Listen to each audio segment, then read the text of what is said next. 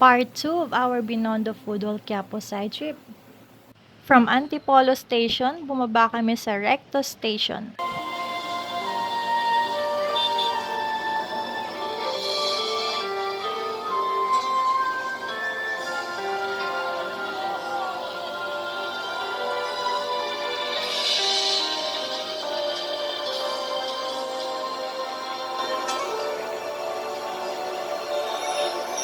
Bakit ba ganyan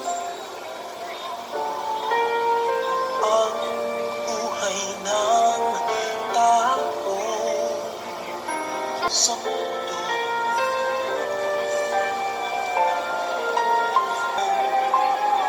Kung hanapin at kung minsa'y hala.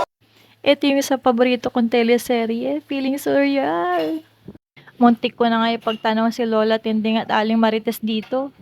Ako lang ba yung naa-amaze kapag napunta mo yung lugar ng paborito mong palabas sa TV? Nakisama ang panahon sa amin dyan. Noong time na nagpunta kami sa Binondo, makulimlim lang ang langit. So after namin sa simbahan ng Quiapo, naglakad-lakad lang kami ng konti hanggang sa makarating kami dito sa bead store. Namanghanga ako. Ako lang ba yun? Pero feeling ko, Wonderland yung napasukan ko. Ang daming beads! Ang sarap sa mata. Ang tagal ko nga nakapili dyan. Na-overwhelm kasi ako sa dami ng beads.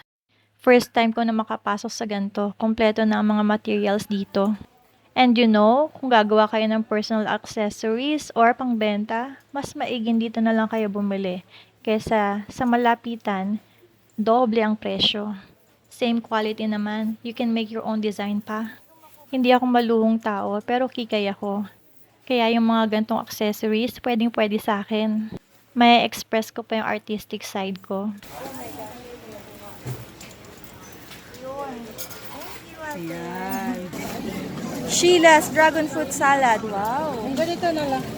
13. At sumakay lang kami sa Badja papunta sa Binondo.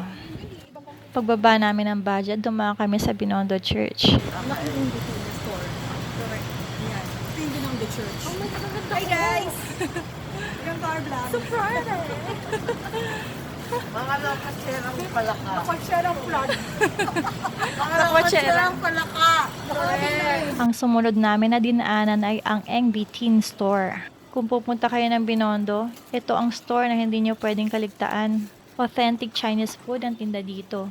Ang favorite ko, yung hopia ubi flavor. Ang gara ng store na to, meron pang dragon decorations na nakabitin.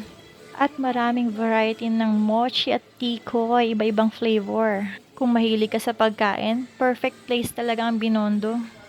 Magpapalipat-lipat ka lang ng store. May mga frozen goods din sila.